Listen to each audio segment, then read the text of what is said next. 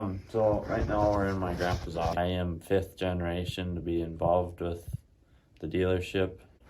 We've been in business for 103 years, so we've actually changed locations a couple times. So until 1960 we were in Pennock, Minnesota, and then until 1972 we were in Kirkhoven. So my family is from Kirkhoven, and now we live more by Wilmer. And then in 1972 we built the building we're in right now, and then over the years we've added on a couple different times, and we just tried to make our operation a little better. And in 1997 my grandpa bought the Litchfield store, so that's been another part of our business. After high school, I will be leaving to go in the Army. I will be a mechanic in the Army for 3 years, and then I am planning on coming back and using my mechanical skills in the shop. I get here, if I don't have a project going already, I will talk to Blair or Rich and see what work order they want me to be doing, and I will get on that after I clock in. When I got here today, I had already had this project going. It was just general service work on this forklift here. So I changed fuel filters, air filters, transmission, hydraulic, and engine oil filters on this machine. And then I also put new tires on it and painted the rims. And I just had gotten this put back together before my ag teacher got here today. So I put all new oil in the transmission, so that's fillers right there, and dipstick is under there, and then the filters under there, and then oil filter, I changed that, and then the air filter in here, I changed that, so all those are new, and then just put a new fuel filter in and put some new lines on them because they were rotted, and then the hydraulic filter is in here, so I replace that in there.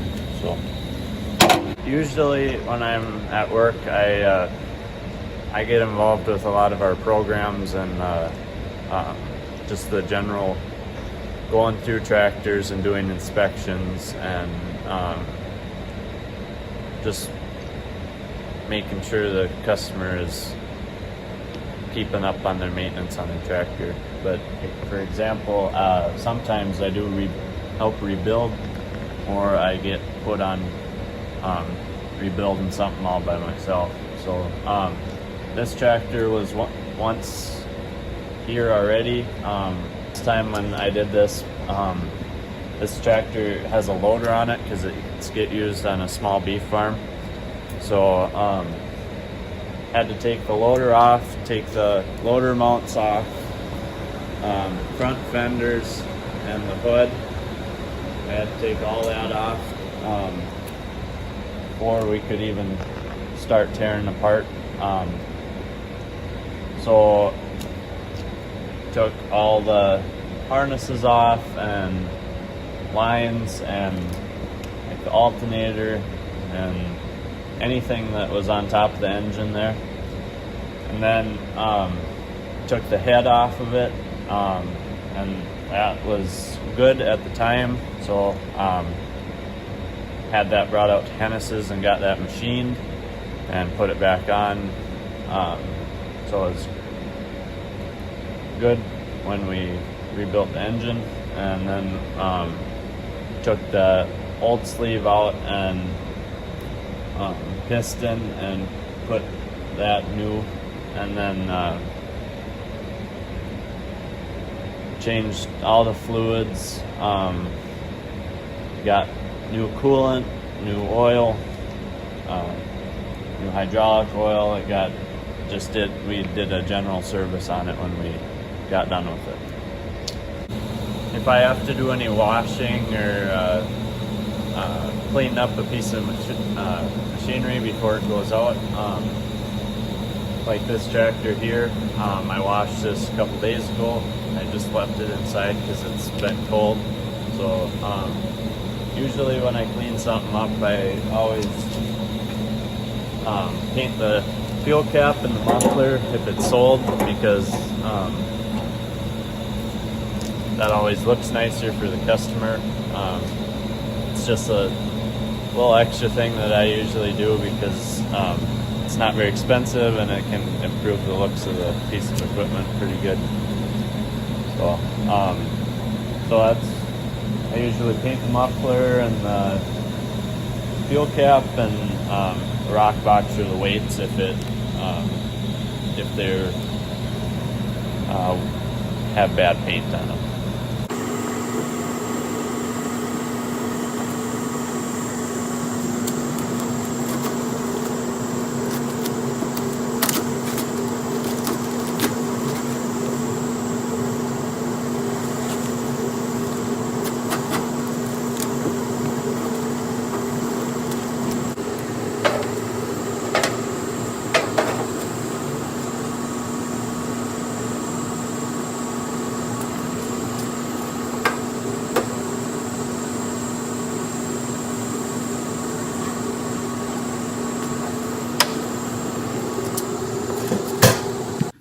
So another part of my job is sometimes I get put in the parts department. So we'll come up and have you look up parts for them and figure out what they need, and then you get the parts for them. And other times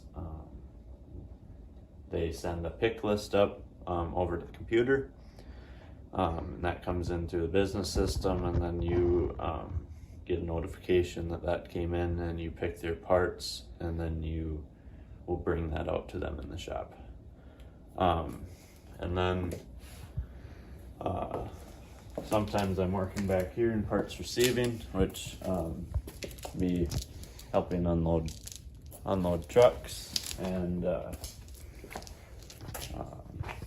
this is where we get the stock order in on a day-to-day basis. So that would be a couple pallet boxes full of parts that would be for customers, for work orders, or for our inventory. So, and then also we have 2 stores. So this is where we would send and receive transfers from each store.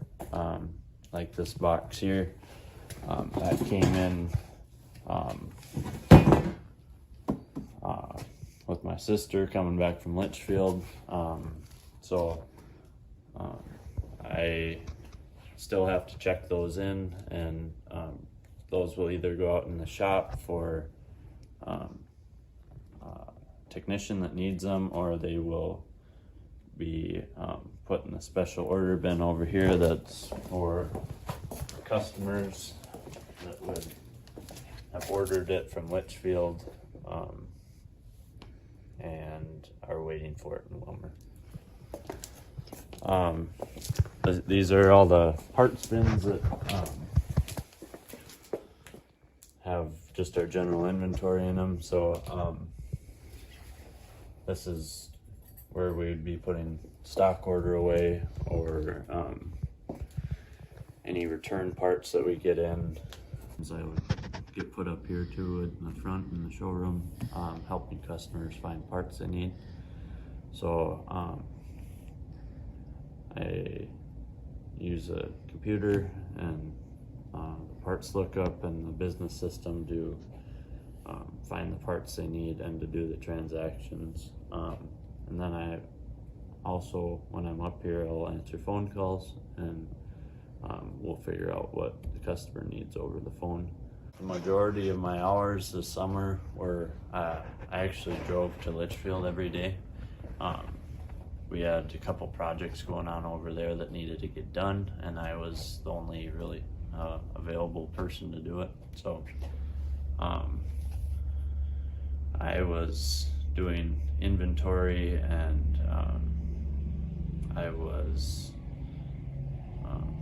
rearranging parts and just making the parts department flow a little better over there. And then I was also helping at the counter, and then also I was working in the shop when they needed me to as well. Right here is another thing that's a part of my job in the parts department, and that's when a farmer comes in, he might have a hose that needs to get made, a hydraulic hose.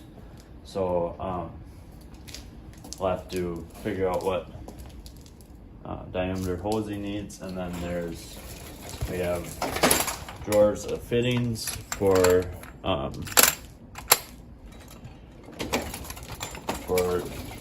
many different kinds of hoses, and so we just cut length of hose, and then you got to put the right die in for crimper, and then you crimp it, and you crimp the fitting on the hose. So, and then other thing is going to be chain. So we make a lot of John Deere stuff doesn't come pre-cut for chain, so we make a lot of chain for farmers who have either busted or have worn out chain. So you just figure out if they got 41, 40, 50, or 50 heavy, and then you would put that in here, and this will cut it to the size you need it, and then you just give them connector to bring home for whatever chain they have, and they will make it work on their own equipment. And then another thing that we have to do is about half of our batteries, when they come in as dry batteries, so that means they don't have any acid in them.